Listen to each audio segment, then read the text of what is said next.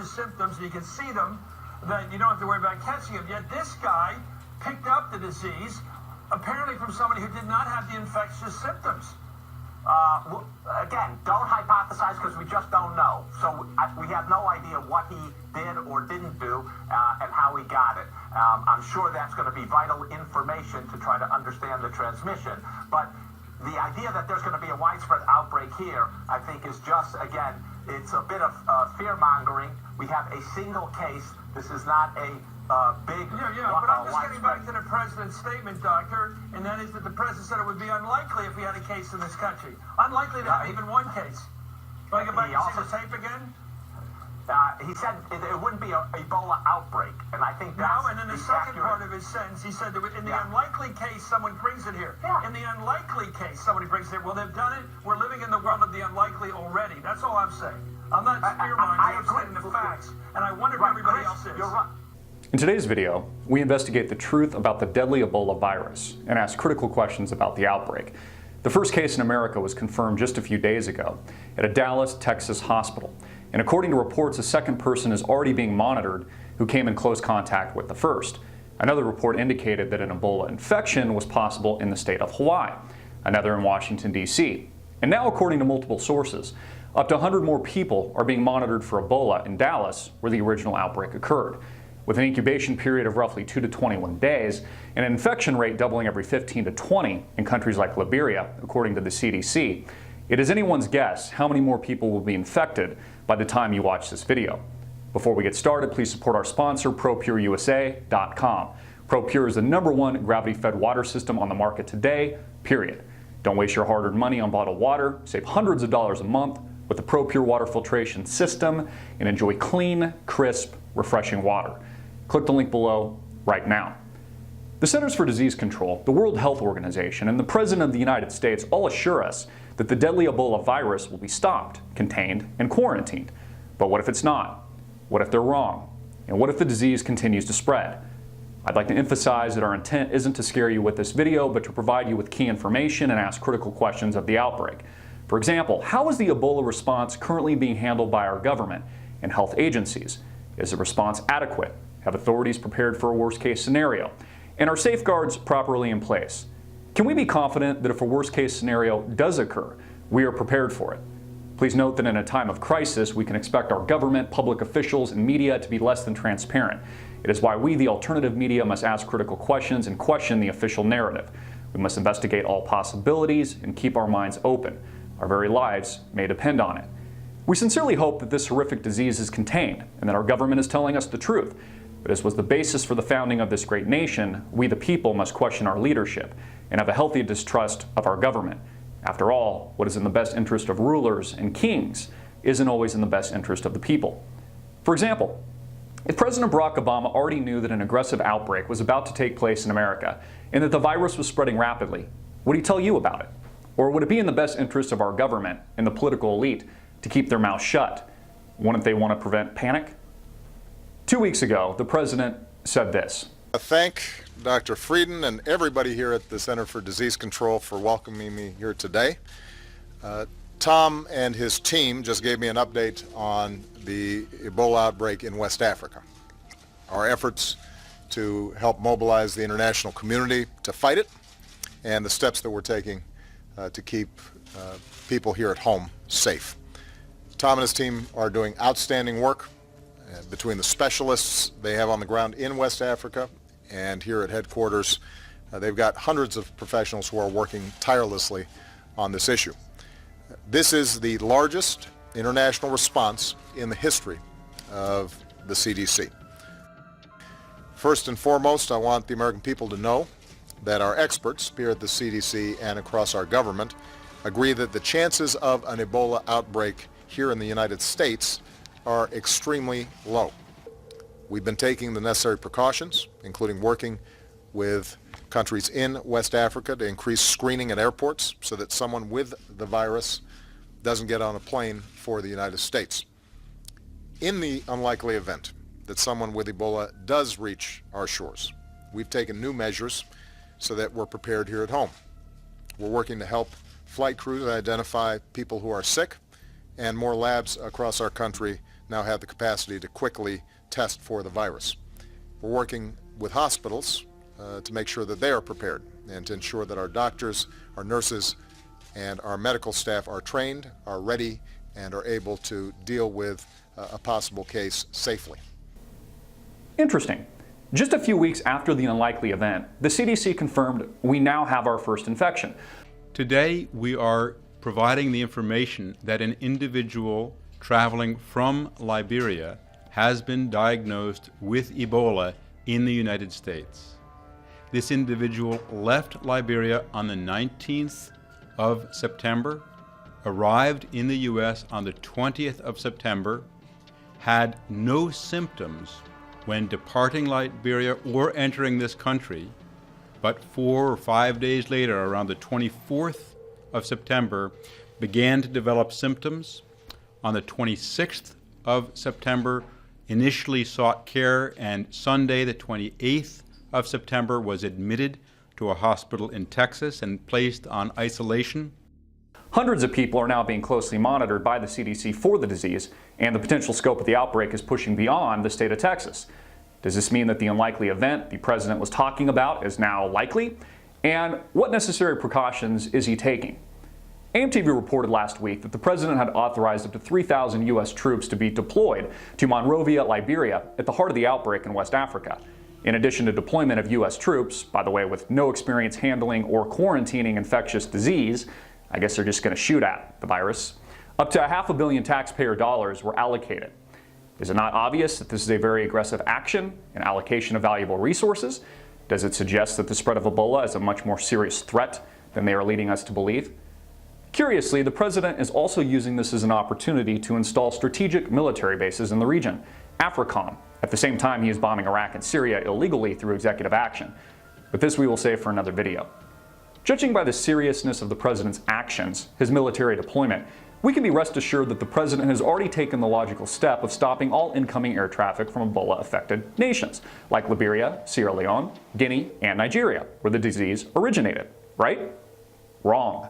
As of the production of this video, and pointed out months ago by AMTV, not only has the president not stopped incoming air travel from this part of the world, but this is exactly how the recent infection in Dallas was transported to America, by air. So why would the president overlook this? Is this not a necessary precaution we should be taking? Why would Homeland Security not provide security to the homeland to prevent the spread of a deadly infectious disease that could turn into a pandemic here in America and potentially kill millions? Either this proves malicious intent to infect Americans at home, or at the very least, it's gross negligence. Hopefully by the time this video airs, the president will have done the right thing and halted all incoming air traffic from the Ebola hot zone. If he doesn't, this is a serious red flag. So as production of this video, Ebola air travel is still wide open into America. Our border defenses useless, vulnerable to the spread of a virulent and deadly infectious disease. Thomas Eric Duncan, a Liberian national and the first known infected patient to have brought the disease to America, flew from Liberia to a connecting flight in Belgium and then all the way to Dulles International Airport before arriving in Dallas. He exposed himself to hundreds of people through recirculated air during these flights, not to mention airport terminals, bypassed U.S. Customs officials and Homeland Security.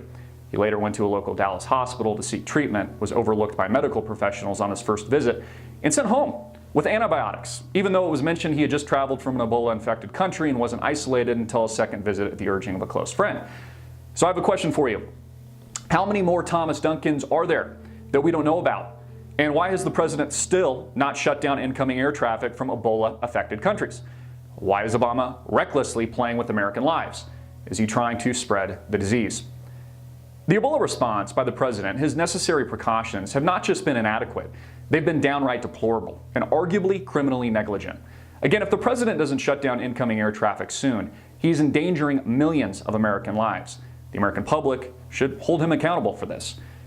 Is there a motive for the president to voluntarily keep our borders open to Ebola? Who profits from an Ebola outbreak, and what is there to gain in the unlikely event of a pandemic?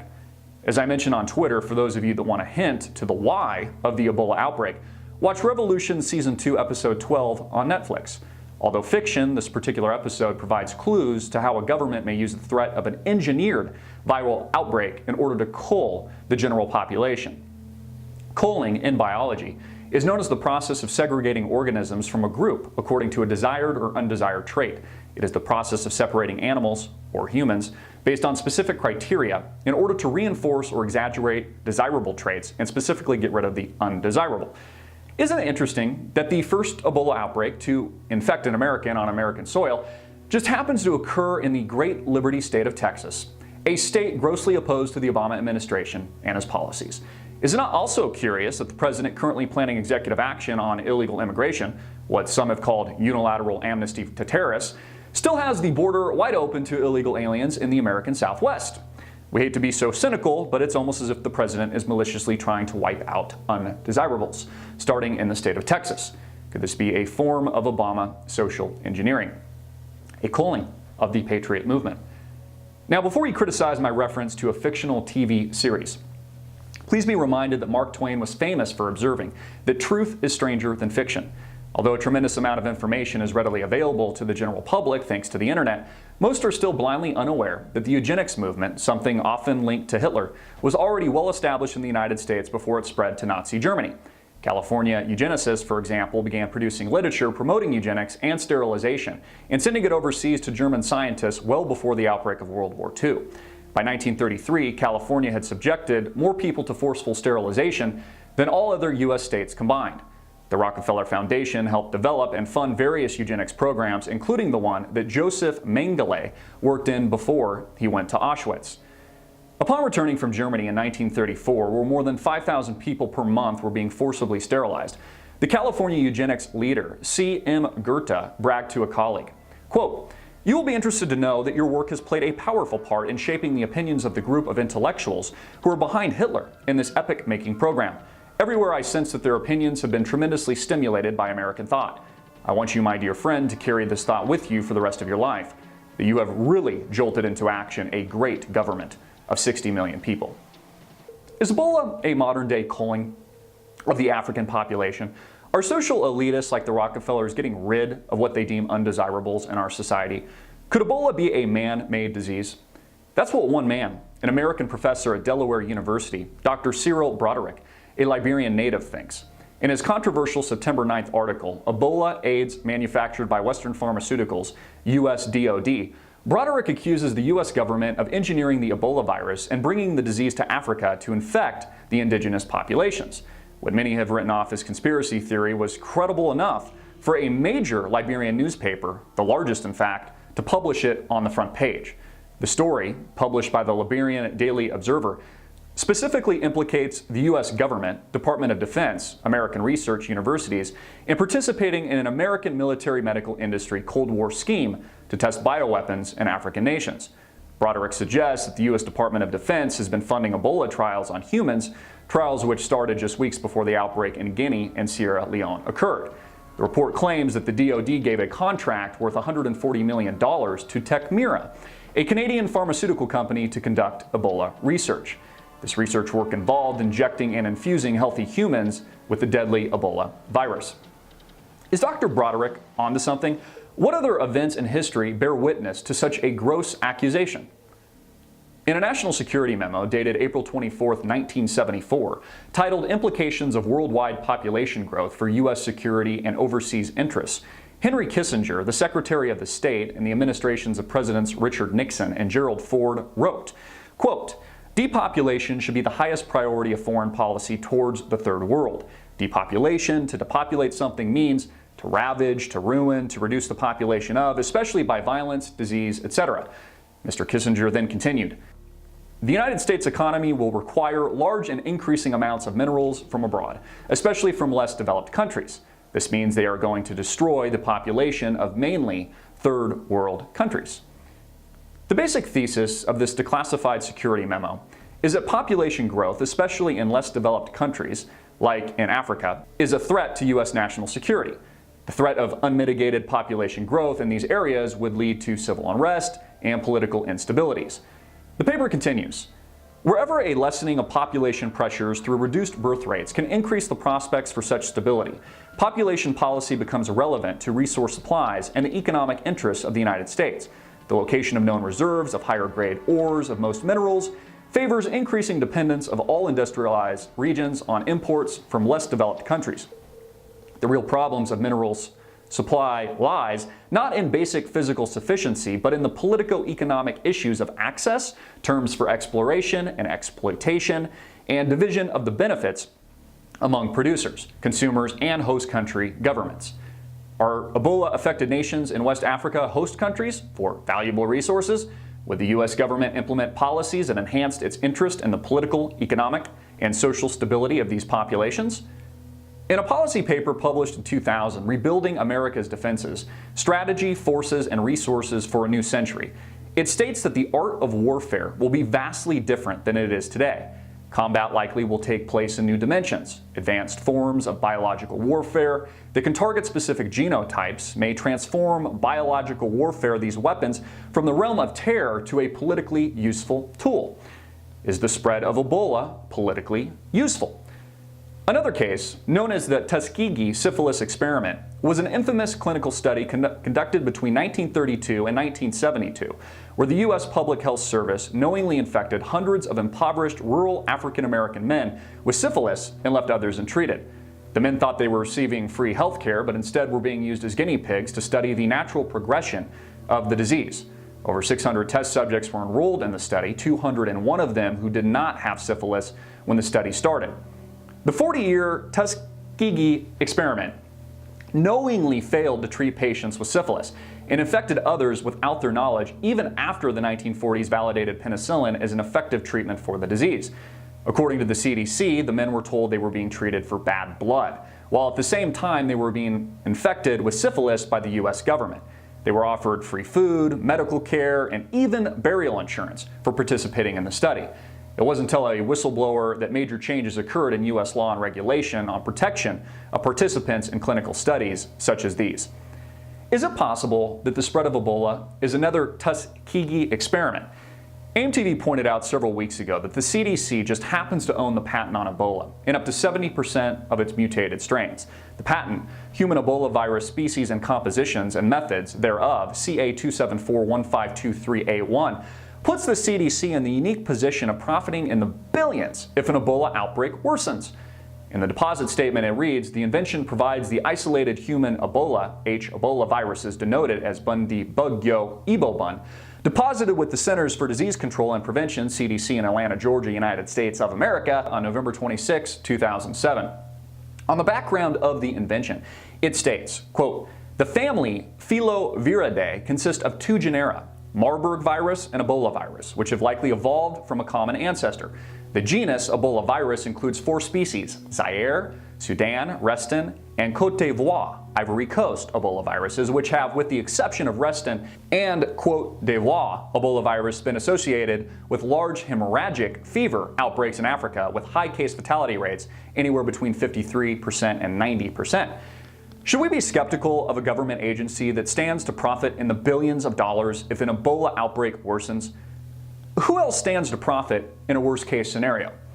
Interestingly, the stock of a Canadian pharmaceutical company named Tecmira has since skyrocketed on news of the Ebola outbreak in West Africa. The giant spike in its shares coincided with the FDA's recent announcement that the agency would loosen its hold on the development of Tecmira's experimental Ebola drug. In September, health professionals announced in a press release that they would begin clinical trials in affected nations to fight the disease, sending the stock soaring. On July 9th, Tecmira Pharmaceuticals in Canada announced that it received an initial $1.5 million investment from America's Monsanto, with tens of millions more to follow. The company's press release explains that the partnership is related to Tecmira's patented agri-pharma products, in other words, drugs for plants. Now, Monsanto is the largest agricultural seed supplier in the world. The company has also become one of the most hated over its genetically modified food products, GMOs, and the unethical methods the multinational corporation uses. While the Monsanto-Tecmira partnership has no known connection to the current Ebola epidemic, the Canadian pharmaceutical company's deal with the U.S. Department of Defense is specifically for Ebola. A second press release 2 weeks ago from Tecmira Pharmaceuticals announced the deal with the Pentagon. The U.S. military is paying the company $140 million to test drug treatments for Ebola. The announcement describes how the study is still in its infancy, testing low doses of drugs on healthy subjects to see how high the doses can get before the body has adverse reactions. AMTV suspects one of the main reasons infected Ebola patients have been transferred back to the United States for treatment, potentially infecting countless more people, is to study the effects of an Ebola vaccine in a controlled medical environment. African hospitals do not provide this setting, but Atlanta's Emory University Hospital, where the patients have been transferred, provides perfect conditions. At least 2 patients have already been transferred to this location, and Atlanta, of course, is the home to the Centers for Disease Control. Also likely not a coincidence. If the CDC owns the patent on Ebola and stands to profit immensely from it, do these carriers not carry with them valuable intellectual property? One blogger notes, the most fascinating aspect of the Ebola vaccine manufacturing process is how quickly they have brought it to the clinical trials phase. It is virtually impossible for vaccine manufacturers to produce and deliver these drugs in the timeline they have proposed. It typically takes several years from the point of initial vaccine development to human clinical trials, a process which the manufacturers claim is being done in weeks and months. The only way it would have been possible was through years of planning and procurement. The trouble with the spread of Ebola is that its symptoms mimic the flu virus. According to the World Health Organization, a sudden onset of fever, intense weakness, muscle pain, headache, and sore throat are typical early warning signs. How is one to know if they've been infected by Ebola until it's too late? The CDC has emphasized that Ebola cannot be transferred through the air, and it's not an airborne transmittable disease. But can we be so sure of this? WHO states officially on its website that Ebola infection occurs from direct contact through broken skin or mucous membranes with the blood or other bodily fluids or secretions, stool, urine, saliva, semen of infected carriers. Infection can also occur if broken skin or mucous membranes of a healthy person come into contact with environments that have been contaminated with an Ebola patient's infectious fluids, such as soiled clothing, bed linen, or used needles. Skeptics believe that authorities are being less than transparent regarding the possibility of the disease mutating into an airborne strain. Now remember, when the outbreak first occurred several months ago, the CDC assured us that the infection rate would be limited to just a few thousand people before containment. But now, the same federal agency is warning that Ebola infections could total upwards of 1.4 million people in Africa alone by the end of January 2015. With a margin of error so large, how can we be sure that they're not also wrong about the threat of airborne transmission? A little research on the subject will show that Ebola may in fact be airborne already. Studies in Canada showing that airborne transmission is possible from pigs to monkeys without any direct contact between them. Pigs and monkeys were placed in separate cages during a 2012 study and contracted the disease. This is impossible unless the disease was transferred through the air.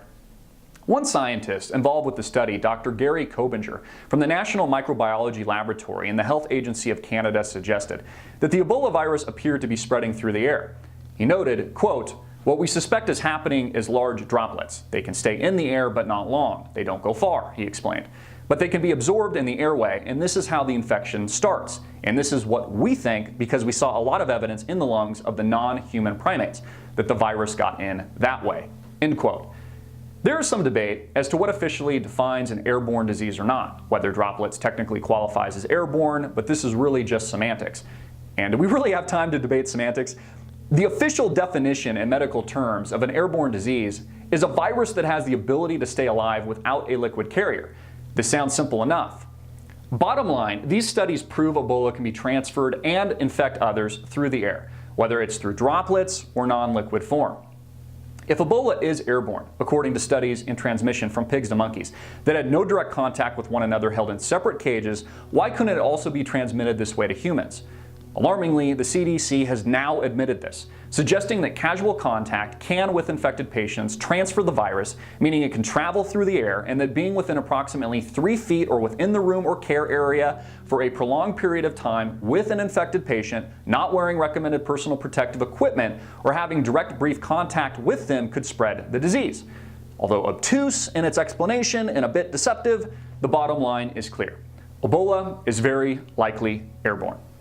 The UN is now warning that a nightmare scenario may be unfolding and that the Ebola virus could in fact be airborne already and spreading at an unprecedented rate.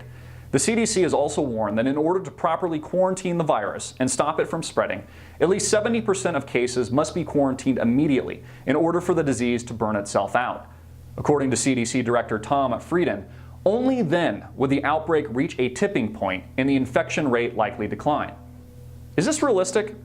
I can't help but think that a 70% quarantine of infections is unrealistic even in medically sophisticated countries like the United States and Europe, let alone sub-Saharan Africa.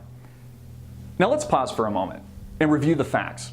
How did we go from repeated assurances of total containment and quarantine just a few months ago, reminders from the President, WHO, and the CDC that the Ebola virus was an unlikely event and controllable, to a rapid shift and increased likelihood that the virus could result in a full-blown pandemic? I mean, seriously, the UN chief is now warning that the disease could be airborne. Again, in no way is this video meant to spread fear or prevent those tragically infected by the disease from receiving immediate medical treatment. But as journalists and concerned citizens, we must acknowledge that, as usual, we are not getting all the information, being pitched half-truths by the media and maybe even bold-faced lies from our political leadership. An event Obama once called unlikely is now as likely and fatal as the Ebola virus itself. And what we do next could be the difference between containment and a more aggressive outbreak. To help hold those in political power accountable, please like and share this video with everyone you know. For updates and more videos like these, subscribe to us on YouTube. Transcript, link, and sources will be attached to this video, and also on our website at amtvmedia.com. I'm Christopher Green. Make it viral, hard-hitting, and in your face.